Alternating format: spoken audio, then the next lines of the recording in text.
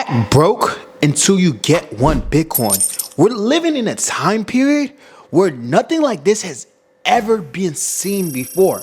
If you look everywhere, Kathy Warden saying Bitcoin is going to 2.3 million. Michael Saylor saying that Bitcoin is going to go to 10 million. BlackRock buying billions of Bitcoin, saying that they're going to get to 1 million Bitcoins by the end of this year. Michael Saylor attempting to get to 1 million Bitcoin by the end of this year. Capital 21 trying to get to 21 million Bitcoin. Warren Buffett saying that the dollar cannot be sustained. BlackRock CEO saying that the world reserve currency as dollar is going to get dropped as it keep on going. Is it me, or are they just really virtue signaling how to get rich in front of your face? And while anytime you go online, what are people talking about? 100 men versus one gorilla. They're always talking about pop culture, Diddy, that kind of stuff. But literally, we have the chance in a lifetime to that we would never given before. Back in the day, parents always saying, go buy a house, go buy a house. Why? Because when they were younger, they could buy a house. They could come here as an immigrant, buy a house for $30K. And in 10 years, 20 years, that house is worth $400,000, right? And they just do a little bit of fixing up and it triples, quadruples. That is the cheat code that they had that necessarily we might not even have that. See, houses are what, around 400,000? What happens when the average house is $1 million? What's going to happen? Who's going to be able to buy the average house for $1 million? See, is the rate of the housing market going to keep going up? It could, but Bitcoin still outbeats it every single time. The thing is, I'm an engineer, right? So back in the day, getting 100K as an engineer was a crazy good salary, right? And nowadays, you can still get 200, 300, 400, 500, 600 if you go work at the thing. But what about the regular engineers? You're still probably, if you might get lucky if you get 100K. You can't get around that 100 to 150 range, right? But the thing is, that was a lot of money back then. And that's still a lot of money right now. But the prices for everything else, housing, eggs, groceries, I talk about my friends all the time that if you just want to go out, it's going to cost you $100. Easy. See, the thing is, the dollar loses value constantly because they're always printing money.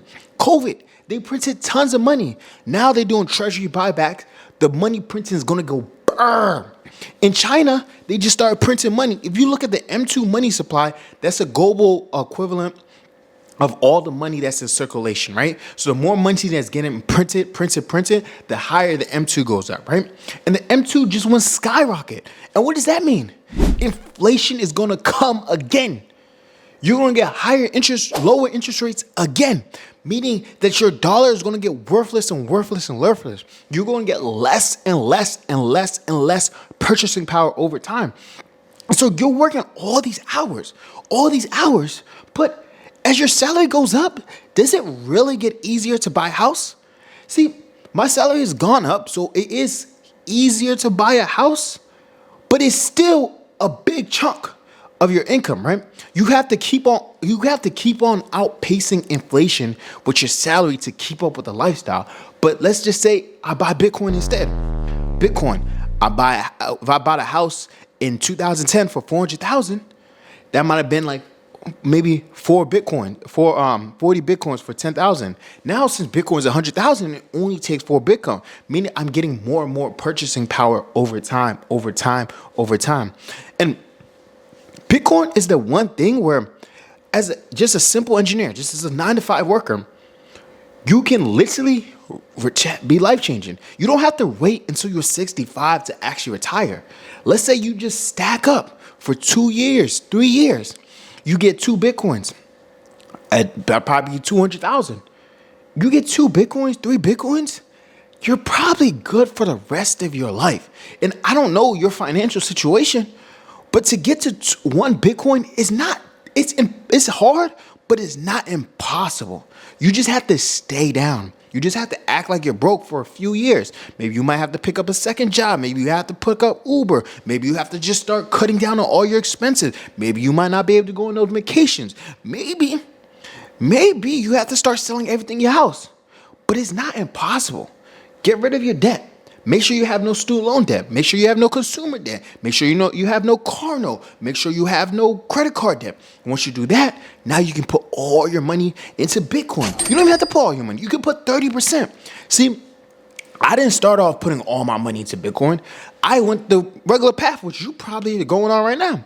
I started working.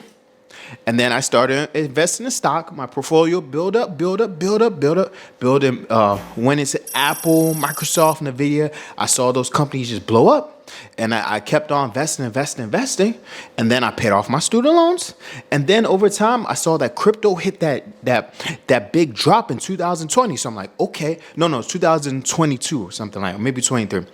Ethereum went from like 4,000 to like 1,000. I'm like, okay, it's low. Now let me start buying in. I bought. And then 2024, I realized like, hey, Ethereum never hit its all-time high ever again. But what's this? This Bitcoin, I thought it was too pricey. But Bitcoin, back then I thought it was too pricey. Now it's even way more pricey. Bitcoin, no matter what, always go up and up and up.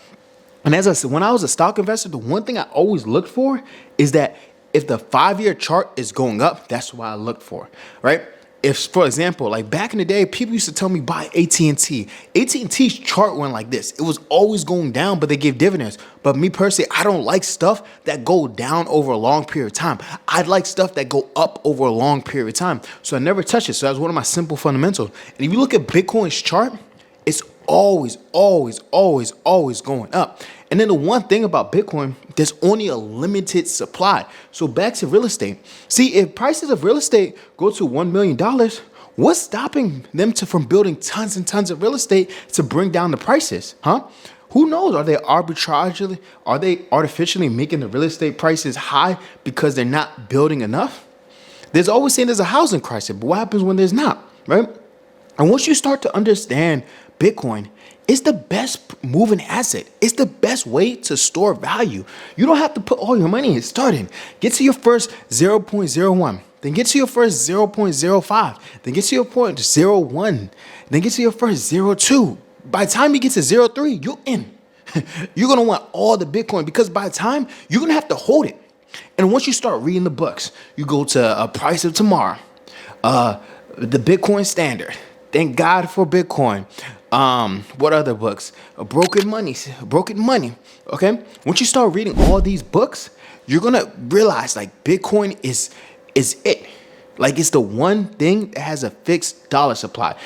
Everything around me is getting inflated. There's more dollars getting printed every single day, and I have to work harder and harder just to have the same life that my parents had. But on a Bitcoin Standard, you will never be able to print more dollars. And you'll never be able to print more Bitcoin. And the way they would have to print more Bitcoin, everyone would have to fork the node, right? And that's not happened. Because if I had a node, I would never agree to that. So there's only ever going to be 21 million in circulation. And all these big banks are buying it. They're buying it right in front of our face because they think we're stupid. And that's not the case. I want you to get in this competition, and I want you to get all the Bitcoin too. But yo, I freaking love you. You have any comments? Let me know, and let me know if you have any questions. And peace out, guys.